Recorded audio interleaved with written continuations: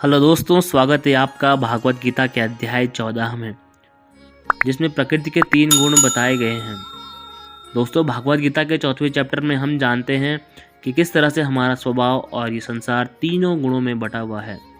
श्री कृष्ण बोले, हे अर्जुन, अब मैं तुझे संसार के उन 3 गुणों के बारे में बताऊंगा जो आत्मा को शरीर के मोह से बांधते हैं और जिन्हें जानकर कोई भी मनुष्य मुझे पा सकता है। यह 3 गुण हैं सत्वगुण, रजोगुण और तमोगुण। सत्वगुण इन सभी गुणों में श्रेष्ठ है और यही ज्ञान और सुख से जोड़ता है। रजोगुण कामना और आसक्ति से उत्पन्न होता है, जो कि कर्म और उसके फल में बांधता है।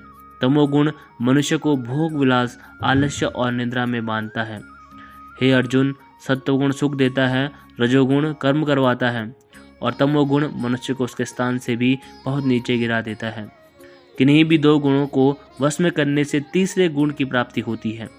जिस पल मन में शांति और ज्ञान बढ़ा हुआ लगे, उस समय यह मानना चाहिए कि सत्वगुण बढ़ रहा है। जिस पल मन में लालच और स्वार्थ का आभास हो, उस समय रजोगुण बढ़ता है।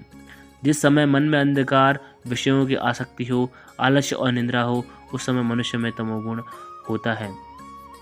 सत्वगुण में मरने वाला मनुष्य परमात्मा को प्राप्त होता है।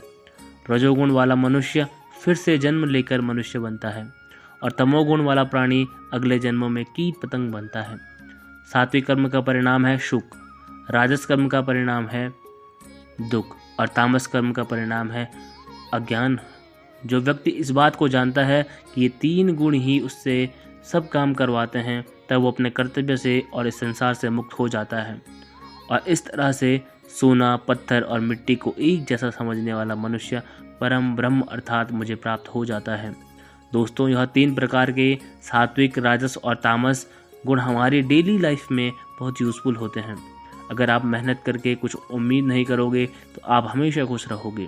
अगर आप किसी अच्छे रिजल्ट की कामना करके मेहनत कर रहे हो तो कोई गारंटी नहीं है कि आप खुश होंगे या दुखी होंगे।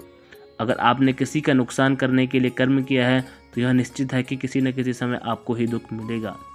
तो ये हमारी आज की वीडियो थी। बताएं आपको कैसे लगी। मिलता है अगले वीडियो में, तब तक के लिए जय हिंद, जय श्री राम।